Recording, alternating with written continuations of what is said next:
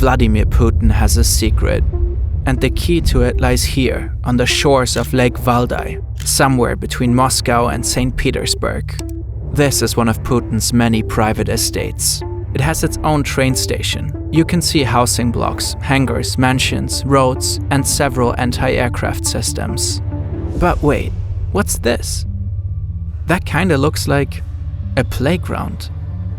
And over here, is that a go-kart track?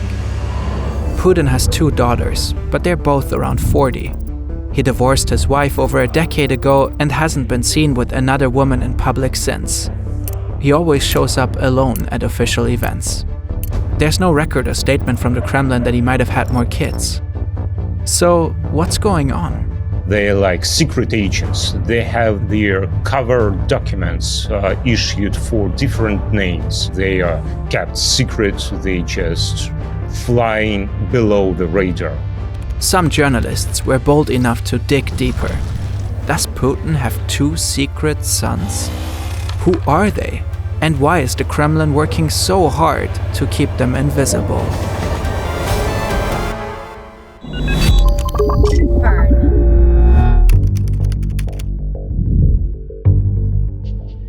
Putin is believed to own many properties all across Russia. A luxury ski lodge, a lakeside cabin, a lavish Black Sea complex, and what many believe is his unofficial seat of power, a countryside estate in a Moscow suburb called Novo-Ogayovo. There are offices and rooms for state business. Barack Obama visited Putin here several times during his presidential tenure. There's a steam room, saunas, a swimming pool, and a private gym. It's also where Putin's daughters are said to live, Katerina and Maria from his marriage with Lyudmila Putina. There are rumors the premises also include a retirement residence for his former wife, right next to Putin's private railway station. His armored train just left. Putin is heading north to his new family, the one he's trying to keep in the shadows. So, my name is Ilya Rozhdestensky. I am a reporter for the Dossier Center, and I'm an author of an investigation about Putin's sons. Ilya's research is the backbone of this video. As always, a link is in the description. He's a Russian investigative journalist. Quite a dangerous job. So, full disclosure, I left Russia 3.5 years ago, few months before the war started. I was designated as a foreign agent, one of the first foreign agents that were designated in Russia. So, Russian Ministry of Justice decided that I look like an enemy of the state. Russia's so-called foreign agent law is one of Putin's sharpest tools for suppressing dissent. Any journalist deemed to be under foreign influence can be slapped with the label. It's vague by design. Once an individual or organization is declared a foreign agent, life for them becomes almost impossible. Critics of the Kremlin and the war on Ukraine are the most affected. Reporters Without Borders currently ranks Russia 171 out of 180 on the Global Press Freedom Index. In July 2025, the NGO counted 35 journalists in Russian prisons. Many others have been murdered. When you're in a constant danger, you get used to it. Ilya is potentially risking his life by doing his job. But that didn't stop him from starting a new investigation 4 years ago. And it all started with this woman.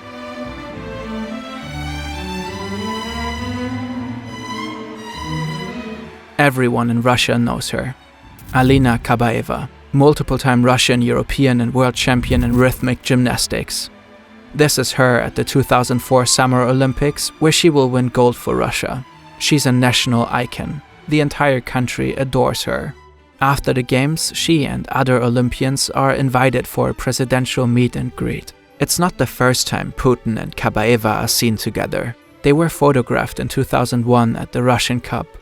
Then in 2008, the Russian newspaper Moskovsky Korrespondenti publishes this article. The authors claim Putin has secretly separated from his wife Lyudmila, and that he's already planning a new wedding with then 24-year-old athlete Kabaeva. Putin is attending a formal event in Italy when the story breaks, so he can't escape Western journalists pressing him for answers. He insists not a single word is true. Then he lashes out at anyone, quote, sticking their snotty noses and erotic fantasies into other people's lives. The Kremlin reacts fast, and the response is surprisingly harsh. So the newspaper was shut down in a day or two, probably, and it was probably the first and the last time when Vladimir Putin commented on the story. Putin had already been limiting press freedom since taking office in 2000, forcing several outlets under state control. But shutting down an entire newspaper overnight? That was new. The first version of the foreign agent law was introduced in 2012 in response to mass demonstrations protesting the 2011 parliamentary elections. In 2017, it was extended to cover media outlets. Putin's crackdown on press freedom was in full swing. So it's way worse now. You can spend your whole life in prison for reporting. Back in 2008, the only consequences for reaction could be that your newspaper would be shut down, and that's it. Dozens of journalists and media outlets are forced into exile, from TV channel Dost and independent news website Medusa to the research network Dossier Center that Ilya works for. But it seems that dissidents are not even safe in exile. Amnesty has documented at least 3 poison gas attacks on Russian journalists living abroad. According to Reporters Without Borders, at least 37 journalists have been murdered in Russia since 2011. Today, Russian media collectively speak with one voice: Putin's.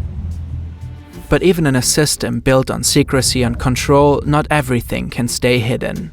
In 2013, Putin and Lyudmila publicly announced that they're living in separate homes. The divorce follows soon after.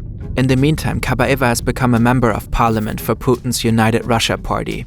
In 2014, she's appointed chair of the board of directors at Russia's largest media conglomerate, NGM. And Ilya says her relationship with Putin has long become an open secret. It was just pure common knowledge that Alena Kabaeva and Vladimir Putin, that they are together. But no one seemed to know anything about secret children. Not in Russia or anywhere else in the world. Not until 2015, when a Swiss newspaper breaks a very interesting story. Another interesting Swiss article is published in 2022. Reporters claim Alena Kabaeva gave birth at a private clinic in the Swiss city of Lugano. For Ilya, this is where the real investigation begins. As a former KGB agent, Putin surely knows the value of privacy. If nobody can find his family, then nobody can hurt them. Most of us don't live under that kind of scrutiny, but our private data is still exposed online. Names, addresses, shopping habits, even health records. Data brokers bundle and sell it to advertisers, insurance companies, or anyone willing to pay. That's where today's sponsor, Incogni, comes in. Incogni automatically tracks down your exposed data across the web and uses privacy laws to get it deleted. The less information out there, the harder it is for companies or bad actors to build a profile on you. They've even added custom removals, which let you target specific sites where your data shows up.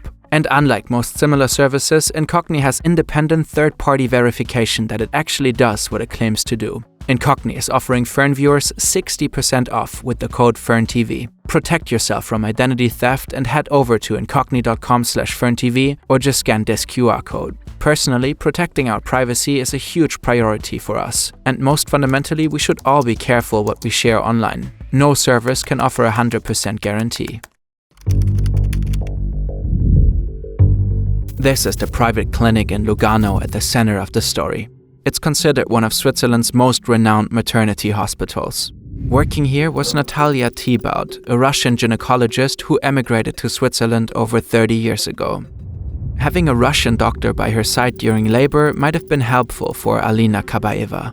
Ilya thinks the Swiss newspaper report is legit, and he wants to know more. Who exactly did Alena Kabaeva give birth to? And could Vladimir Putin really be the father? Ilya starts by digging through leaked flight records from Russian airlines. That's how he discovers that Kabaeva and Thibaut did in fact travel together in 2014, 2015, 2018 and 2019. Always back and forth between Russia and Switzerland. The timeline suggests that Kabaeva may have given birth to 2 children, roughly 4 years apart. But the alleged sons of the Russian leader are like ghosts. So what is important to understand about these children is that they left no traces in Russian databases, in open registries, anywhere. So I was digging into the story for a year and a half. And by the summer of 2023, I had absolutely nothing. But then, by the accident, I get financial documents from one of the companies that works for Vladimir Putin. Ilya gains access to a massive cache of financial records, all tied to a complicated web of companies linked to Vladimir Putin. Many of these firms handle payments to construction companies, workers, and security guards. And some of these expenses look suspicious. Ilya finds transactions tied to Putin's pilots, yard staff, teachers, and dog trainers, hundreds of people on the payroll. He starts reaching out, and one of them is actually ready to talk. Now he has a direct line to someone inside, an informant working directly on one of Putin's private estates, someone close to the family. His source confirms the existence of the playground. It was built for Putin's grandchildren, though. His daughter's kids. But there's more. His source also confirms that there are 2 other kids living on the property. 2 boys. Their names? Ivan and Vladimir Putin Jr. Finally, some proof. The secret sons are real. Ilya even has photos, but he's chosen not to publish them. Ivan is 10, Vladimir Jr. is 6. And just as expected, they live at the Lake Valdai estate.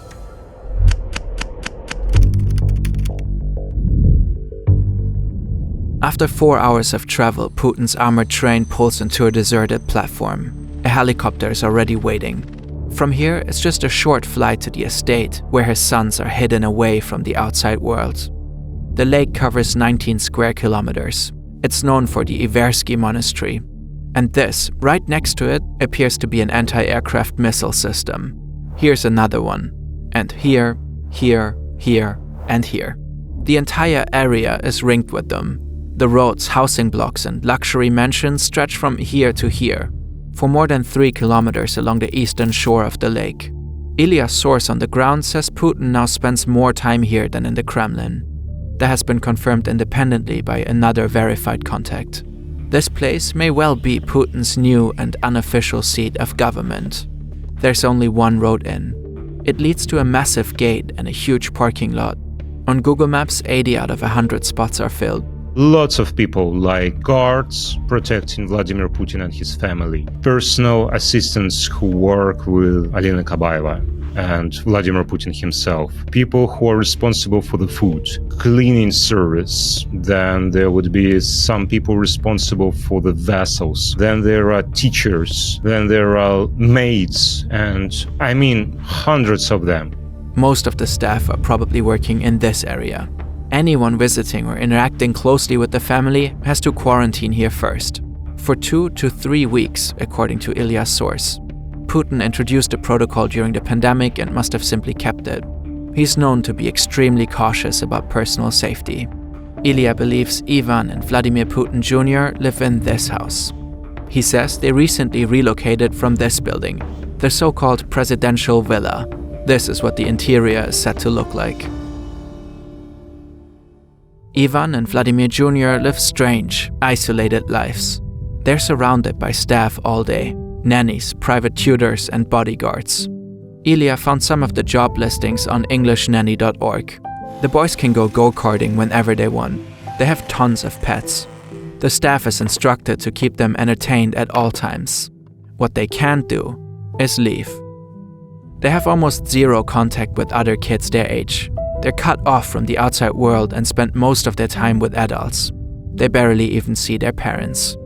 Sometimes Ivan plays hockey with his dad, right here in this building. The opponents are Putin's bodyguards, and of course they're expected to let the autocrat and his son win. There's also a private golf course, as well as a restaurant, a movie theater, a bowling alley, and a private casino. Confessions are taken on site at this private chapel. It's allegedly called Vladimirskaya Tserkov, which roughly translates to the Church of Saint Vladimir. According to Ilya's research, the family splits their summers between this designer villa near the Finnish border and this $100 million yacht. While millions of Russians live in poverty, Putin's inner circle lives in obscene luxury. And all this while Putin's official salary as head of state is just over $110,000 a year. His insane wealth comes from running a corrupt regime. Some of the properties he lives in are registered to state companies like Gazprom or loyal oligarchs. His $100 million yacht appears to be owned by a sanctioned offshore holding in the Virgin Islands, and the list just goes on and on.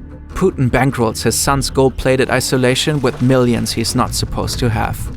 A secret gilded cage, lavish, guarded, and off-limits to anyone but the heirs of a paranoid ex-KGB agent turned despot. He believes that it's the right thing to do, just to keep everything in secret. He keeps all the Russian government policies in secret. He keeps all his private details, private life in secret. That's how he operates. Which is exactly why all the secrecy has to be exposed. People need to know what's really behind his carefully crafted statesman image. The public has a right to know how he's pouring public money into his private luxury. Putin doesn't serve the Russian state. The Russian state serves him. Ilya isn't chasing this story for tabloid headlines. That's why he's never published photos of the kids or overly specific details. To him, they're a symbol of how Putin is really running things. I believe that he is the wealthiest man on earth. Not because he built a global business empire, but because he controls a giant country. His sons will likely inherit a huge and formerly public fortune, but they're not being groomed to take over the Kremlin. They're still too young. Putin is 72, his eldest Ivan is only 10, and you have to be at least 35 to become president in Russia. So that means that his eldest son should spend 25 years more waiting for this position. And I don't think that Vladimir Putin would be still around in 25 years. Probably he would be still alive, but probably not in the office. Ilya is not the first to shine a light on the opulence surrounding the Russian ruler. In 2021, Alexei Navalny dropped a viral YouTube video exposing Putin's secret Black Sea palace. Navalny was one of Putin's fiercest critics. He barely survived a poisoning attempt in 2020 and was flown to Germany for treatment. He was arrested at the airport when he returned to Russia in early 2021. His palace video hit YouTube just 2 days later. It has racked up over 134 million views. It sparked the largest anti-Putin protests in years, despite a demonstration ban. Many of them were violently crushed. Navalny died in 2024 in a Siberian prison camp. Ilya knows the risk of reporting on Putin's secrets. There is a danger for me and my family. Probably at some point I would be followed. Probably at some point I'll have to move somewhere else and not disclose my location and just live quietly. But for now, it looks fine for me.